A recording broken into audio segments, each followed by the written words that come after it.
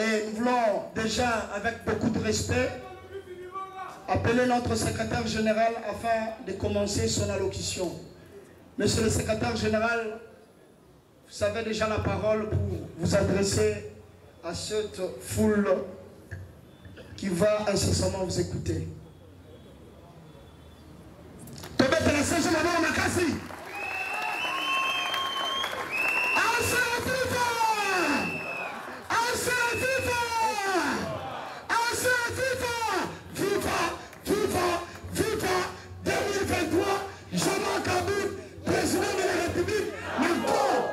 Il faut que ça la maquille tellement que ma voisin va local. Parce qu'on me signale qu'il y a une activité à côté. Et qu'on est en plein haut, on va que Bazali m'a cassé, mais la monnaie est l'autre côté. Assez viva! Viva!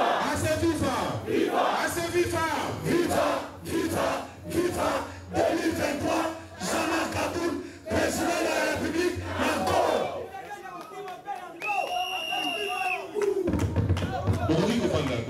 Merci beaucoup. Merci beaucoup. Mais c'est Mingi, le cola, pour répondre à Mbela ou na Salaki na Bino, Pambate na cadre d'activité politique normale dans une formation politique, et Sengeli de temps en temps, mon conseiller exécutif, Amekakape Kosolo na Bino, Batobozali na base. Et na Mikolo Milikaki, jeunesse et Salaki Yango, tout se pelaki.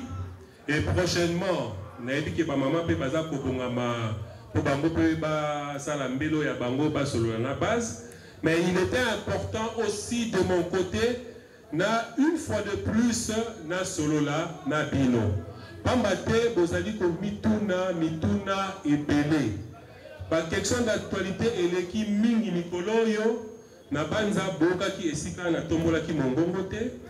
Il fallait d'abord bien observer et avoir la mesure et le contrôle de la situation pour que Nakoloba et qu'il y ait à l'encontre il y a parti exécutif, il y a parti Ezali Kobongisato, Ezali Kokanisa. Nabanza, Nakobanda Liboso, Namaimazali Koleka, na milieu politique Nabiso.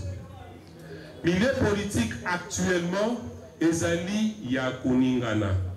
Et bomoni na boningani wana nyoso tout esalamaki bana ya ase babimisaki motote. To bimisaki motote pote ke toza ko boya ko bimisa motote to toza ko boya ko tambola na baninga na biso ya opposition, mais esengeli ke biso banso to bakake ase esalamaki parti moko avec plein de conviction et que tozali na challenge. Il y a un leadership, il y a opposition, et avec cette position de voir les choses, Tokoki Kozala parti mon côté, Bakoki Kobenda Biso, tant que Tosolo Lin, Mamakambo et Koki Kosangisa Biso Te. Pouvoir Ezalaka Moko, mais opposition Ezalaka pluriel. Bamisusu, Basalaka opposition républicaine. Bamisusu balobaka malheureusement ils ont un concept ya mibeko ya mboka na bisote ba résistant, mais basusu pe o ils ont reconnu traditionnellement basalaka opposition radicale. Et na kati ya radicalisme wana ezali na bato batele makapona koloba non na ba injustice, na ba détournement, na lolenge mabe ya kokamba ekolo. Et na banza biso banso ndenge totondia wa soki tolandaki président Jean-Marc Kapound pambate ye atelemaki alobaki non na makambo nyonso oyo ezalaki kosala ndenge ekolo ezali kotambola. Soki baninga na biso ya opposition bakozala na elikia to na posa totambola elongo, il faut totambola sur base des programmes de gouvernance. Tokoki kotelema te kaka toloba bon parce que toza opposition totambola te. Tozali solidaire na baninga na biso banso ya opposition. Parce que oyo pe ezali kokomela bango na ngongo, ezali kokomela bango na mikolo oyo et kokaki pe kokomela biso déjà kutu biso ese komela ki biso banda année passée. Président Jean-Marc Kaboun azali arrêté injustement pour avoir tenu et exprimé ses opinions politiques. Et la Constitution qui lui reconnaît ce droit, Et au-delà de ça, Azali, élu national, Bakoka qui peut détenir de manière illégale et arbitraire dans CPR4 prison à Makala. Na yango, na mamituna nyonso bozalaki komituna. Na tanga kabino ligne par ligne na ba différents forums. Ba opinion ezali départagée. Ba susu baza komituna pour nani tozana ngambo songolo to pakala te. Ba misusu ba kosepela tozana to na ngambo bosusu. Mais biso en tant que banaya assez et sengeli totia na moto na biso que biso nde tozali alternative crédible. Tozali na ngambo ya ba oyo balingi to bundisa président Tshisekedi te kaka parce qu'il faut to bundisa ye. Inyo sacré kutu wana kutu to kokenda kate mais totelemi na mondelo oyo tolobi tolingi nde changement. Sinon, dénomination même il y a parti de biso et Maki Ezala, na sens était. Tolingi to mbongwana, oui, c'est beau bien. Mais mbongwana to kumayango sur base d'un programme. Parce que par projet de société, parti nyos, comme le recommande la loi, Azala kan exigence, il y a que produire un projet de société qui malheureusement, ça la copie-coller pour contextualiser Makambu, mais biso en tant qu'assez, Tolingi, ton même offre politique moko avec un programme de gouvernance solide, avec une vision claire et éclairée. Ton compte à pouvoir tel le long, ton banakotatone, ton prérogatif aux alliés. Il y a gouvernementaire, présidence de la République a banni Kobota, projet ça et là, et c'est ce qui justifie l'échec que nous vivons aujourd'hui. Et nous devons être enseignés de toutes les erreurs du passé. Passé, les alliés pour la biso rétroviseur, total à toujours, touti wapi. Peut-être aux alliés qu'on tienne wapi, ceux qui te voient qui mis sur l'Iboso. Et le président Jean-Marc Kapound, en tant que mot Kitania sens délimité, Tobengi, docteur Étienne Tshisekedi de reste mémoire, président Tshisekedi, Azaraki Moto, ceux qui a télémis, Ata Mokili Mobimba et le Bitokokende Boye, mais hier en tant que visionnaire, leader, ce qui appelle ces lignes de conduite, il y a une population d'Abakolanda. Et Nabo Kitaninaye, Topesa Kanzambe Matondi, appelle Sibiso, Elenge Mopali ya Branya, ya Makasi, ya Mayele, plein de charisme et d'influence, le président Jean-Marc Kapound, pour être mieux encore la guide éclairée. Atele Waliboso la Kuso Banaya, assez, Amema Biso Nanzela, ya Malamu. Bobangi o ezali kati na bino, bolongola yango. Parce que déjà en acceptant de venir faire l'opposition, tozalaki biso nyonso conséquent na ba réalité otokoka ki ko vivre. Ce qui est moko président national Jean-Marc Kapound a bangi ba primate nyonso bazali kosala ete na moniti na nini biso pe tokobanga te. Et moto makasi na biso ndenga balobaka soki omoni mwana za moto makasi c'est que maman na ye azali kono biso pe lokola bana oyo tobimi na bokitania l'hiver Maximo Etienne Tshisekedi tokiti na Jean-Marc Kapound biso pe toza na kati ya ligne wana et on doit tenir et on tiendra et on ira jusqu'au bout de cette lutte et que rien ne va nous faire peur. Pour déjà condiment, même le fait qu'il y a repoussé la carte à c'est un risque à prendre. Mais c'est ce courage-là qui renforce même le mental et le moral d'acier qu'a le président Jean-Marc Kapound en prison. Na biso baïko to mona kaye mikolo monso tant que sur la canaille to santara que le président ça va. Bien que ma problème ezali maïke, mais du moins le fait que ayebi que biso pe libanda to zali ko bunda pona ko tombola bendele ya assez ezali ko pesa ye moi kimia que quel que soit le temps que ça prendra, le président Kapound ne va pas fléchir. Et ngai lokola monobeli na ye wayambo nazali ko confirmer que le président Kapound restera la seule et unique alternative crédible. Et cela, ça ne se négociera pas. Et vous dit comment est-ce qu'il y a un coquille qui résister dans Bambongue Nyoso et Kokikoya. Parlons maintenant des questions d'ordre judiciaire par rapport à dossier naïe. Mingi petit lelo tozali kaka na kokamwa que ça fait plus d'un mois que dossier judiciaire ici ils allaient qui prononcé au niveau de la Cour constitutionnelle, mais basons qui sont au niveau de la Cour de cassation.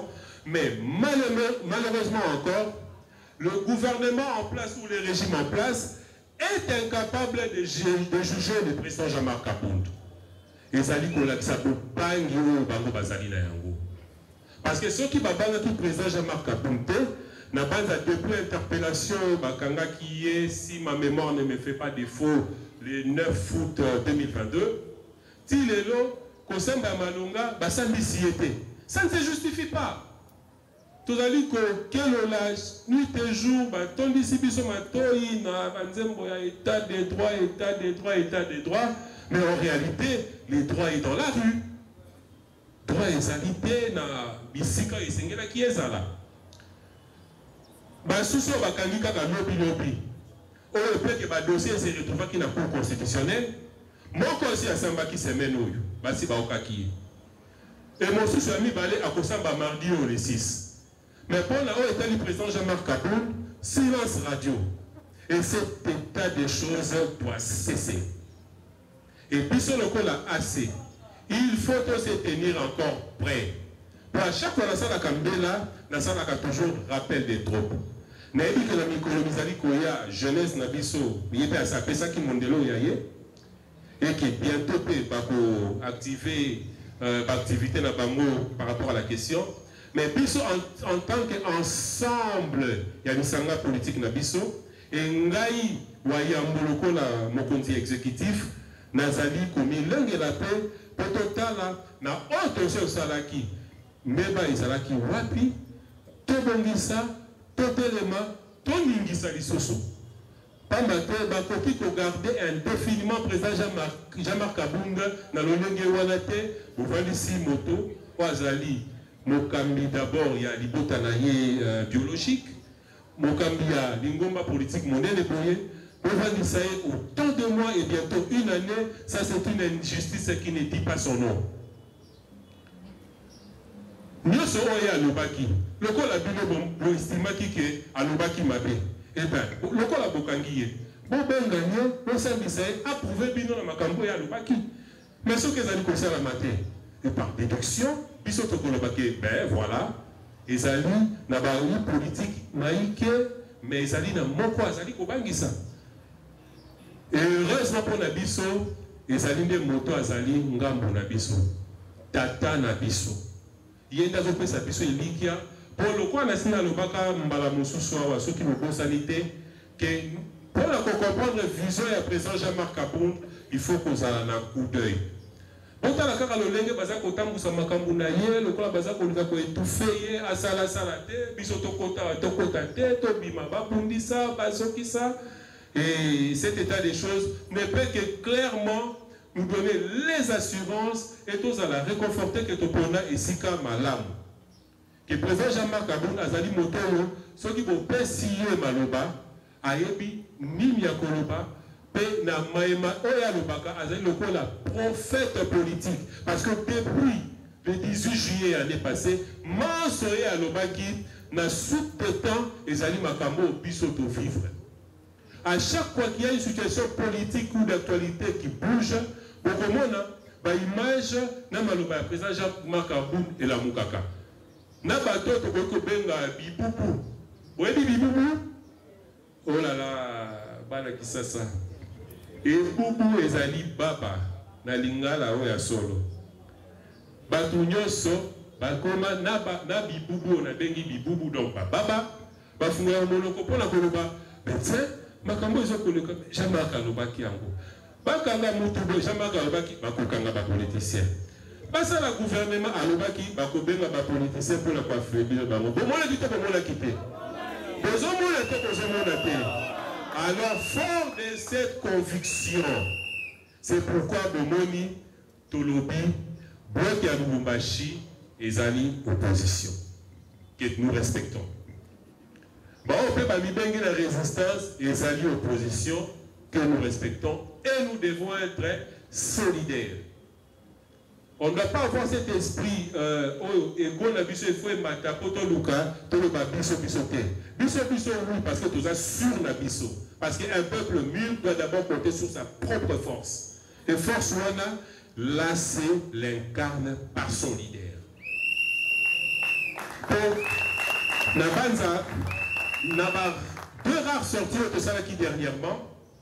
Et ça qui déjà tous les matins vous sentez un envahissement compliqué ici. Pour la partie moko. Ce qui va passer là qui pour la partie épelée, bon, c'est disproportionnel en réalité ou proportionnel, je n'en sais rien. Mais du moins, pour la cas établie biso pour photo le bela biso, ce sont des signes prémonitoires que maintenant, biso moment aux alliés commis et battés. Ne nous sous-estimons pas.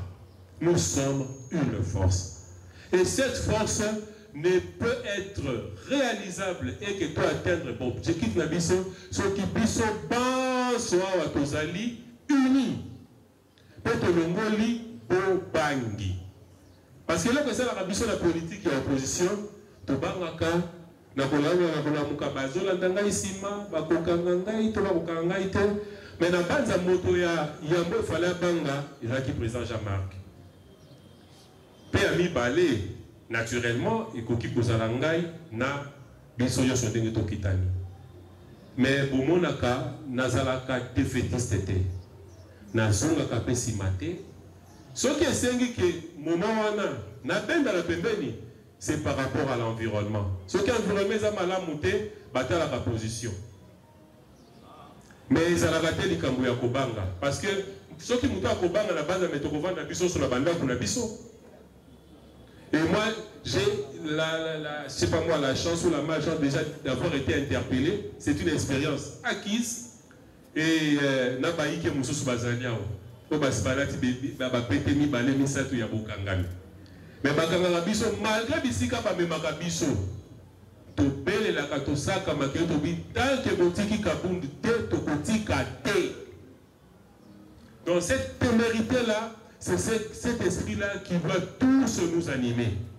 Et ce n'est que par ce prix-là, de braver la peur, que nous allons atteindre cet objectif de gérer ce pays et d'apporter un changement radical et réel dans le mode de gestion. N'a sur ce point-là, de Okanimala. Nakolobela Sikoyo, Makambo Matani, élection. Voilà nde sikape mama na likambo evandi.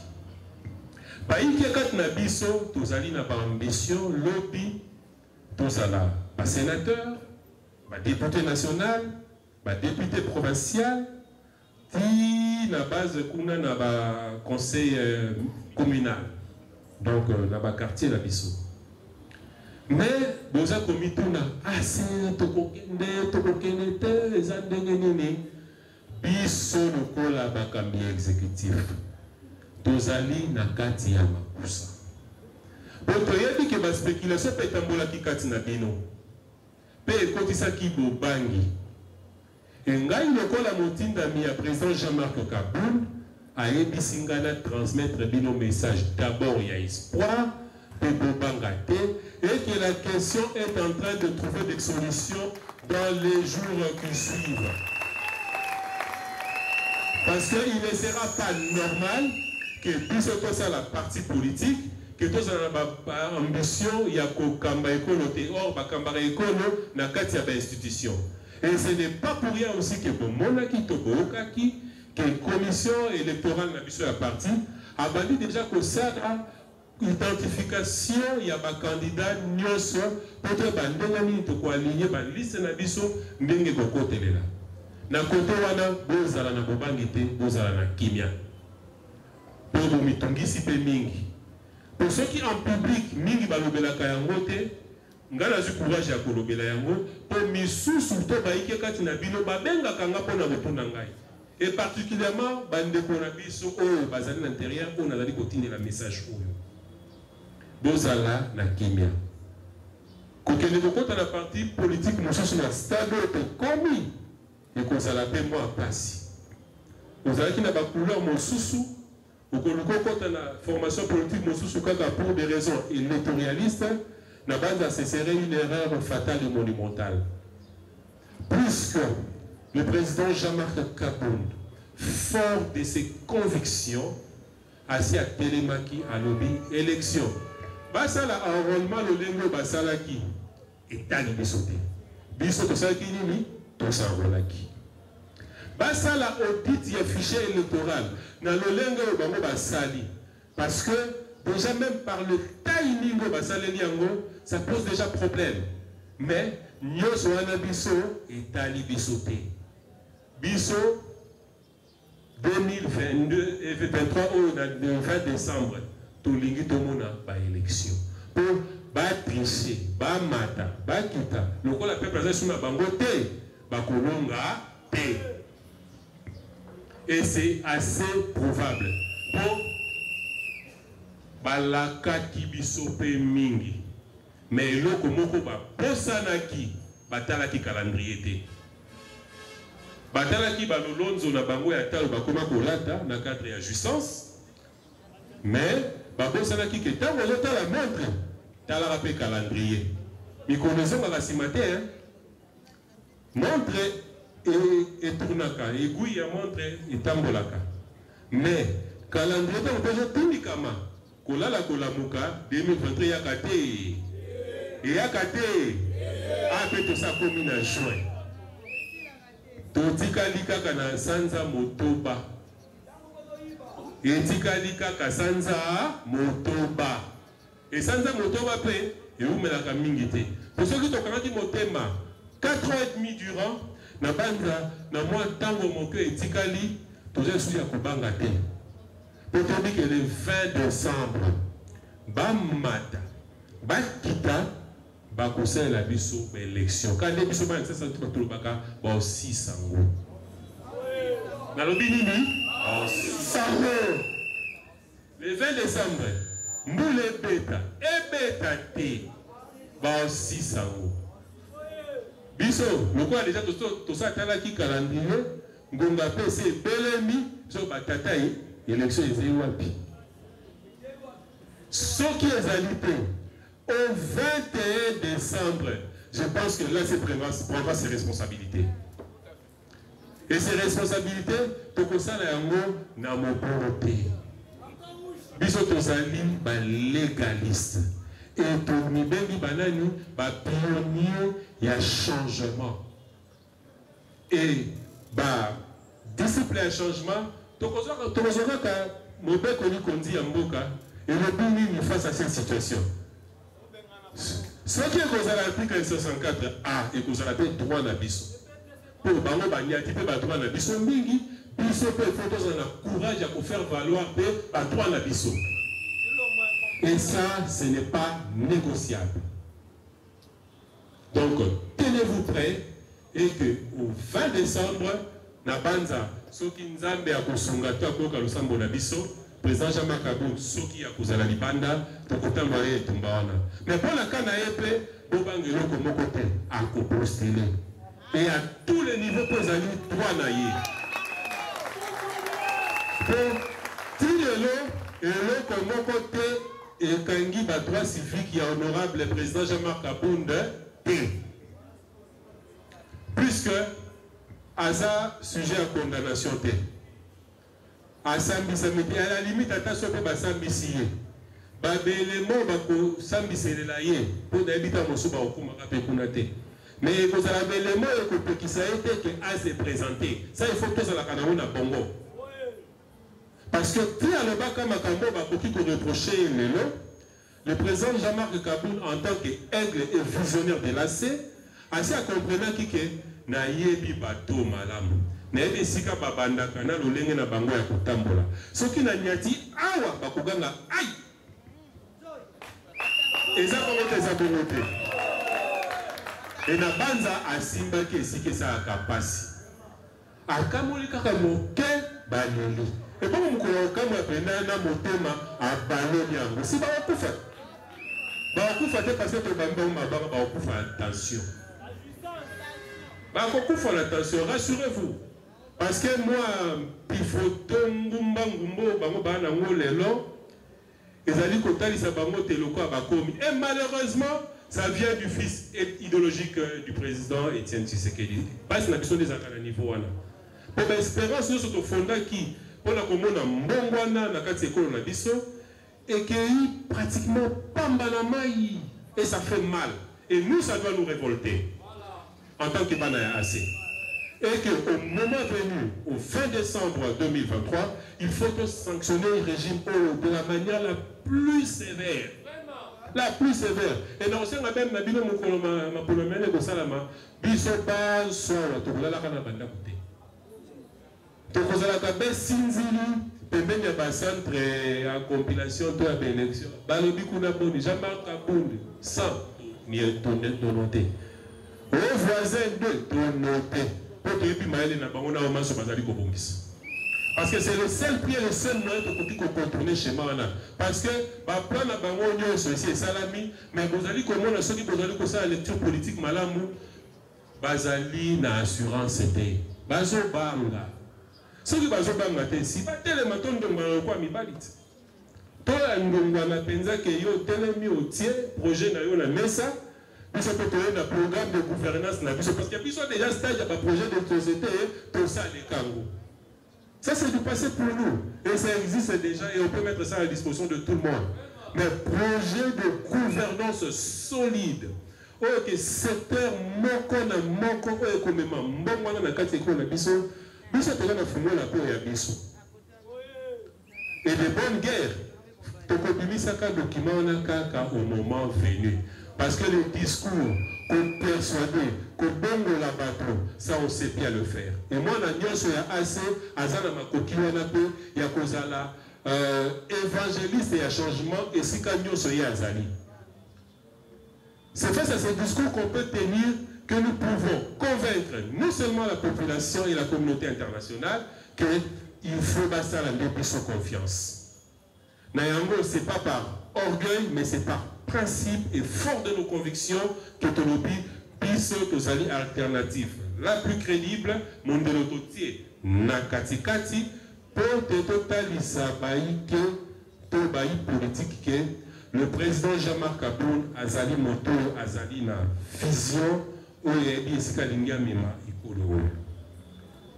Na cause la députée nationale, Azali ba preuve naïe. Et je dirais même au-delà, il était dans le système, dans le pouvoir, il a dénoncé. Et ce sont des signes prémonitoires que nous avons choisi un excellent leader. Un leader qui donne de l'espérance et de l'espoir. Parce que le peuple est basali opprimé. Il n'y a que l'espoir que l'on peut se le partager. Pétolongola, Bobangi. Donc, pour la maïmatali par élection, Tolobi, Bisso, Tosali, prêt. Toko Telema, Toko Ndongwana, Lokola, Mibali. Donc, Tarobang, ça Bisso, Pédan, Botami, P. Baro Batie, Bisso, Pétoko, Tia. Vous poussez, tu pousses. Mais Toko Zonga Sima, T. Nous restons focus sur nos convictions et de notre logique. Yako Kamba et Kolo. Nabandi ko atterrir nako sala un appel à l'unité nakatia asi. Assez ezali parti et tu kobota makaka lobi. Mais ton lingate ke ba dongolo miso ba kokota au katina biso pour na baluka ba interrompre démarche aussi noble que les leaders nationaux Nabiso Jean-Marc Kabounda Zouaki. Nabanza Basuso Bazali connecté dans les réseaux sociaux. Ils ont communiqué beaucoup de presse qui ont publié tout à l'heure. Tous ont une information claire et nette. Que tous allez cible, il y a oppression, il y a pouvoir. Mais biso loko la bana ya assez et sengeli to fungola miso to sala vigilant to tambola kesika moko to lia kesika moko mais na base to la kesika moko te à la limite pour la bao bazali ba couple a pour na participer to zali na ba couple ezali kat na biso Mais biso bato bebi ke moto na moto auta esika na ya fandaka tozala ekenge. Parce que le projet qui est fait, c'est pour vouloir mettre fin à cette œuvre noble que nous sommes en train de bâtir au prix de la sueur. Et cet état des choses doit nous interpeller. Ce qui pour moi, par rapport à ce que je fais publier cet après-midi, je pense que j'ai aussi reçu des informations fouinées. Et que ici, quand on a besoin de Mosala, ici, quand on a une fédération, et qu'on a une zone de turbulence. Et la zone de turbulence, on a ceux qui ont accès. Et l'accès, on est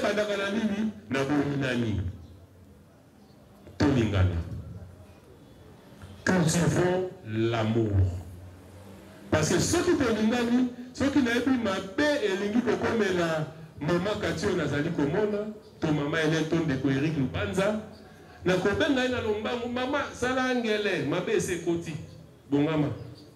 Mais ceux qui n'ont l'ingui été, na kokanga maboko na bia et comme la paye et talingaïté. Ça ce n'est pas être un digne camarade ou fils délassé. Tout ce qui peut nous diviser, mettons ça à terre. Pour Nabanza, na esika nyoso na mokilo nzamba kele sika bato bazali makambo ezangaka te. Moto na moto azalaka pe na ba oya ye ambition na façon na ebe ya kokanisa. Mais ce qui doit primer, non seulement l'amour, c'est cette cohésion que biso banso totambola na philosophie moko. Que combat na biso tozali mener en gros contre to bazali na pouvoir pour tout remplacer bango. Mais ce que zali na carte na biso to s'affaiblir.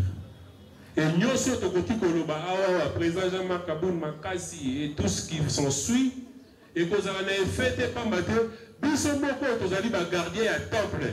Tout ça n'ingisi pour fondement de fondation na biso et ce n'est pas bon. C'est fort regrettable parce que par opération ndengo tozali koyoka ndenge koki koyela. J'ai même ma mère coupé et koyota tango mosusu musikate. Et kobimelaka na biso bana asiao. Ba ko utiliser ba susu to baike pour voilà baza ko luka basa na biso mabe songo to pakala et mingi ba ko risquer à mordre à la maison le kola ba Juda. Et ngai comme gardien du temple ya Yambo na petit kelelo na sonné déjà alarme. Oui bagake mabe telemeli biso. Ngai moko na kokokate. Président Jean-Marc Yemoko a kokokate.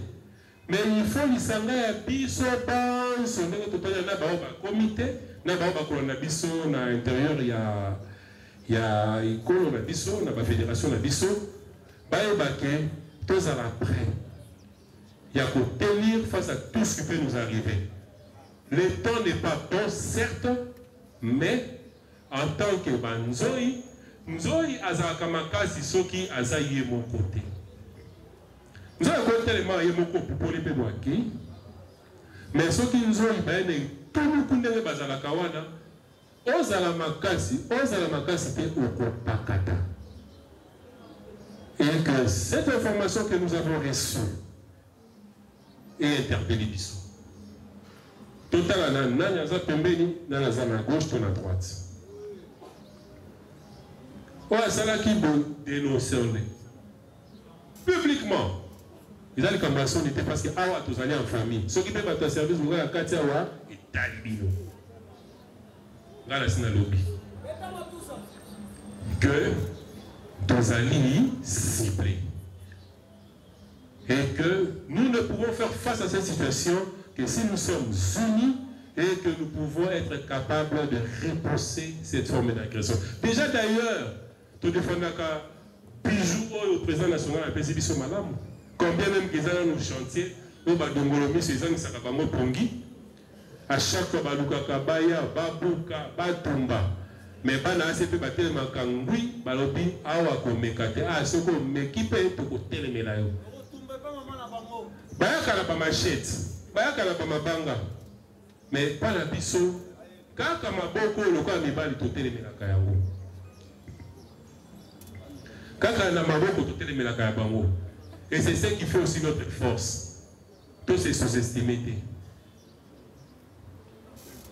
tout cultiver bolingo kati na biso et nous devons nous remettre à l'ordre ordre ni koloba tout se respecter au-delà de toute considération rester mutuel et sengeli ezalaka leitmotiv ou ekokipe kotambosaka biso parce que soki to se respecter te monguna akoya komingisa biso amemi biso na gauche amemi biso na droite et que édifice oyo tozolona to toza kobokola au prix des sacrifices au prix de notre sueur totikango kaka et s'effondre boye comme un château de cartes personnellement nakozala nango d'accord te et que mingi mpe kati na bino bakosepela na cet état des choses te na banza na po wana toyokani malamu alors voilà basengi nga napesa bino mpe mwa badetail mosusu na estimaki ke naloba yango de manière assez politique pour la recomprendre mais nakoloba yango mpe de la manière la plus crue mais tout en restant dans la ligne droite du respect des lois de la République. Parce qu'une information, lorsque nous la recevons et que cela nous met en danger, la coquille peut exposer des bateaux, ma personne a confiance qu'on a le corps à mon cabine à Bango, pas à l'exposer. Ça, ce serait être méchant.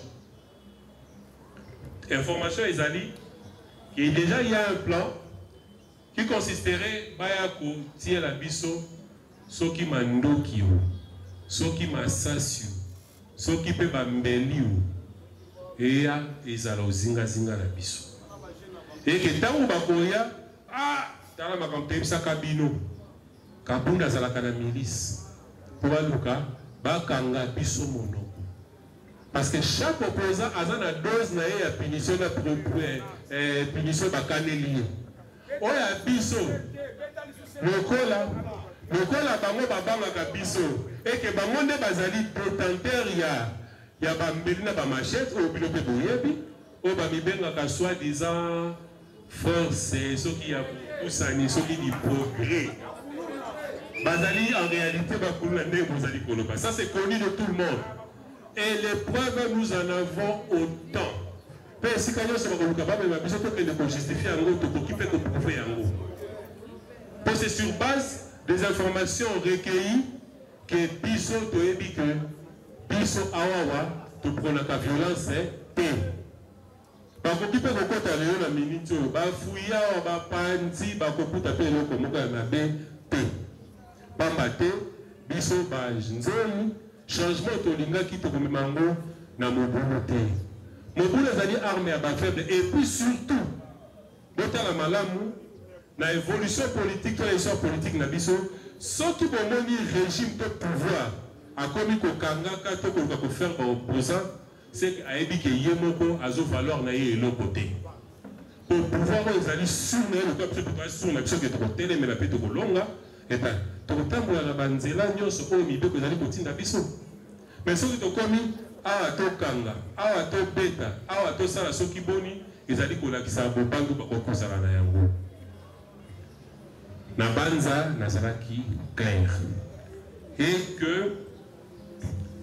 que ce qui pourra arriver ata soki bakoselaka nde bazokana kosala siège oyo ata na balabala liboso atokosala politique bisika tozalaka na bandako na biso tokosala politique heureusement mpe mondele asi abongisa makambo réseaux sociaux mpe ese akoma à la seconde bozali likambo à la seconde mpe tobimisi bino na mpwasa tokobomba lisusu eloko moko te soki mabe ezali tolobeli mpo biso nyonso deja tozala ekenge mwana nyonso ya se bisika otambolaka mpo toyebi mpe kati na biso bayike bazalaki agressé mpo kaka bamonaki ye na écharpe ya ase ekoti ya ase makabo ya ase basusu lelo baza na basicatrice mpona yango elokola baza kokana ke bazwa dimension mosusu na likambo wana biso mpe tokotambola na ekenge butu moi donc pour mes résumé pour clôturer, position d'ambition par rapport à ce qui se passe, pour télémélie, position et bateau, Simbi alternative crédible. Nous respectons la classe politique de l'opposition de ce pays, mais nous disons, nous restons et demeurons solidaires avec eux parce que notre combat à tous, c'est de voir les changements. Mais l'agenda mosusu, poto solo la yango, poto lobela yango, il s'engage d'abord moko na moko ya leader politique, programme de gouvernance na ezali nini. Ce qu'on a un programme de gouvernance, c'est ça l'opposition na yo pendengo jo salela. Mais pour autant qu'il faut que un régime ya bajusser ça nous va déjà jusque là. Mais tout côté qui a peut-être battu devancer biso. Biso et s'engage tous à la pionnier. Et unis nous pouvons le faire et nous pouvons atteindre ces objectifs. Na banza na kozabino lisusu tango mingi te po bozela ki pe mingi po nyonso ekoki kolobama na mosala kitoko bino banso bozali kosala na ba réseaux sociaux bisika bozali kotambola na famille na kati ya baninga na masanga esika bozali bolobelaka tina na biso. Mais il était aussi important que ngai lokola mokambi exécutif n'a tapé 7 n'a apporté certains éclaircissements. Pour tout ça, on est à la capitale. Quand vous voulez faire avance clos, voilà pays à la capitale. Mais puisque nous avons une vision, une conviction, pour ça, on est à peine, il y a pour fédérer ensemble. Et c'est sur base, il y a pour fédérer mécanisme, sur base de ce programme de gouvernance sur la Kolobela, nous avons sa vision, ah voilà, donc on côté les Maawa, to Bengani. Régime où ce n'est qu'à ce prix-là qu'on peut parler de tout ce qui peut arriver. Mais pour l'instant, restez calme et serein. Tout ce que vous apprendrez par les voies des ondes, par les voies des réseaux sociaux, ceux qui me tournent les alliés numéro n'ont pas secrétaire. Au Bengingai, au Tomi. Pour nous apporter éclaircissement. Pour ceux qui n'ont pas nous habité, dans la canon, on a patience, on a maîtrise. Il y a que pour ça, il y a président national, président Tala, Bandeko Kuna, la partie, par rapport à la situation Songolo Pakala. Ndako Bisangai, Loba Boy, Salaboui. Na Tondi Binobo Tondi, merci Ming pour répondre à Mbela Nabiso. Et na Banza, Mbala Sima. À chaque fois que l'actualité va commencer à bouger, nous en tant que politique, et que les statuts nous recommandent toute une activité partie, entre autres le coup la matinée au bout de solo là, et vous allez rappeler bien. Et na base après la micro-misali koya, tango ba structure nyonso ekolinga capé na kosala ba activité na bango, na kolinga to ça la journée moko pe porte ouverte ya monene. Et vous allez rappeler bien. Voilà, tant qu'on commence à mener l'élection pour clarifier encore certaines choses. Parce que les situations ne feront que bouger, de toutes les façons. Situation politique est statique. Il y a toujours des nouveautés. Et sur base de toutes ces nouveautés-là, structure nous estimer qu'on s'est rapport par rapport à cette question, na base d'un moto ya yambo, na côté yango maboko, pour na lokomoya parti na biso. Merci beaucoup et bozonga malamu bipai na bino. Merci. Assez, plus fort.